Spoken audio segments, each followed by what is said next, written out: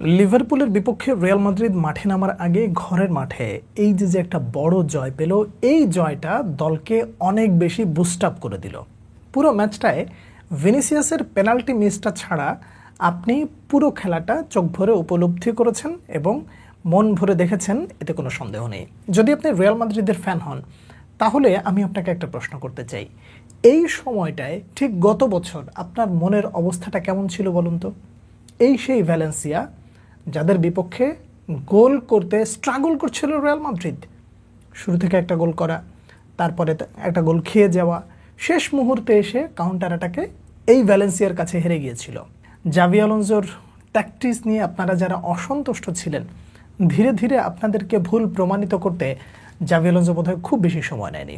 Kylian এমবাপ্পের কথা আলাদা করে কি বলার আছে, আর্দা গুলারের কথা কি বলার আছে? মনে হচ্ছে যেন ক্রিস্টিয়ানো রোনালদো এবং মেসুট ওজিল যেভাবে একসাথে জুটি বেঁধে একজন একজনকে অ্যাসিস্ট করতে পেরে গর্বিত হতো, একজন গোল করতে পেরে গর্বিত হতো, সেই মেসুট ওজিল বোধহয় আর্দা গুলারের হয়ে মাঠে এসেছে, আর কিলিয়ান এমবাপ্পে রোনালদোর প্রতিচ্ছবি হয়ে রিয়াল মাদ্রিদে মাতাচ্ছেন।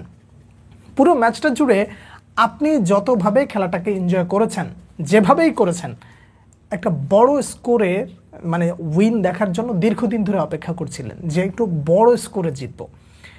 প্রথম হাফে যেই ধরনের ফুটবলটা আপনি দেখেছেন, সেকেন্ড হাফে সেই ধরনের ফুটবলটা আপনি দেখেননি। রিয়াল মাদ্রিদ একটু স্লো খেলেছে, আর্লিয়েন শুয়েমেনিকে উঠিয়ে নিয়েছে, ওই জায়গায় কামাভিঙ্গাকে নামানো। এই ম্যাচে আমি ব্যক্তিগতভাবে চাচ্ছিলাম ফেদে ভালভার্দেকে রেস্টে রাখা হোক এবং গুরুত্বপূর্ণ কিছু প্লেয়ারকে, বিশেষ করে এইডার মিলিতাওকেও রেস্টে রাখা হোক, এটা আমি ব্যক্তিগতভাবে চাচ্ছিলাম। কিন্তু শেষ পর্যন্ত সেটার জাভি আলোনসো করেননি, এইটা আমার দুঃখ হতে পারে।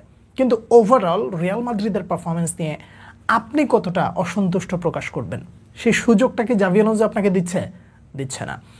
দিন যত যাবে জাভি আলোনসো তত বেটার কিছু আপনাকে সুন্দর ফুটবল আপনাকে উপহার দেওয়া শুরু করবে। জাভি আলোনসোর সিস্টেমটা এরকম যে আমি যখন বল হারিয়ে ফেলবো আমাকে বল নিতে হবে, এবং যখন বল থাকবে না আমরা সবাই একসাথে ডিফেন্স করব, ডিফেন্সে চলে আসবো, ডিফেন্ডারদেরকে সহযোগিতা করব, বল নিয়ে নিব। যখন আমরা নিয়ন্ত্রণ থাকবে আমাদের কাছে বল, তখন আমরা নেতৃত্ব দেব। এই ট্যাকটিক্সটা বোঝার জন্য বোধহয় রকেট সায়েন্সের দরকার হয় না, কিছুদিন ফুটবল দেখলে আপনি ভালো করে বোঝা যাবেন। আলভারো ক্যারেরাসের গোলটা আপনি কিভাবে মনে রাখবেন বলেন? যে একটা ছেলে, রিয়াল মাদ্রিদের ছেলে, গিয়েছিল, আবার ফিরে আসছে। যখন সে আসছে মাদ্রিদে, তখন সে বলেছিল আমি এই দলটার জন্য আমার জীবন বাজি রাখতে জানি এবং সেটা আমি রাখবো, এই দলটার জন্য সব কিছু করব। এবং আজকে সর্বপ্রথম ভ্যালেন্সিয়ার বিপক্ষে রিয়াল মাদ্রিদের সিনিয়র ক্যারিয়ারের সর্বপ্রথম গোলটা তিনি করলেন। কি গোল এটা! কিভাবে আপনি দেখলেন? আপনার মন ভরে গেছে না? চোখ ভরে উপলব্ধি করেছেন না? এইটাই হচ্ছে রিয়াল মাদ্রিদ।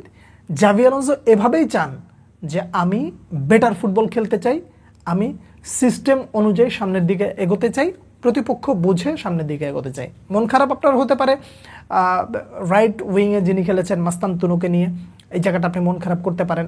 কেন তাকে 90 মিনিট খেলানো, তারপরে হচ্ছে কি বলে রদ্রিগোকে এত কম সময় খেলানো, এই ব্যাপারটা নিয়ে আপনি মন খারাপ করতে পারেন। কিন্তু একটা বিষয় আপনাকে মাথায় রাখতে হবে, রদ্রিগোকে লেফট সাইডের জন্য জাভি আলোনসো ফিট করে রেখেছেন। মাস্তানতুনুকে 90 মিনিট খেলানো এবং ব্রাহিম দিয়াজকে বসিয়ে রাখা পুরোটা সময়, এটাও আমি ব্যক্তিগতভাবে ভালোভাবে নেইনি বা আমার কাছে খারাপ লেগেছে, এটাও অস্বীকার করছি না।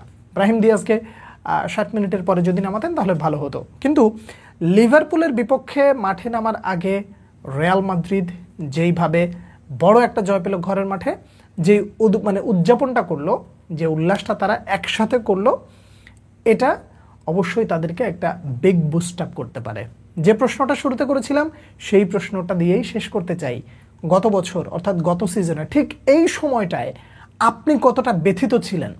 আপনার দল ইনজুরিতে জর্জরিত ছিল, সেই জায়গা থেকে এখন মোটামুটি কিছুটা শেপে আসা শুরু হয়েছে। এখনও রিয়াল মাদ্রিদ ফুলফিল শেপে আসে নাই।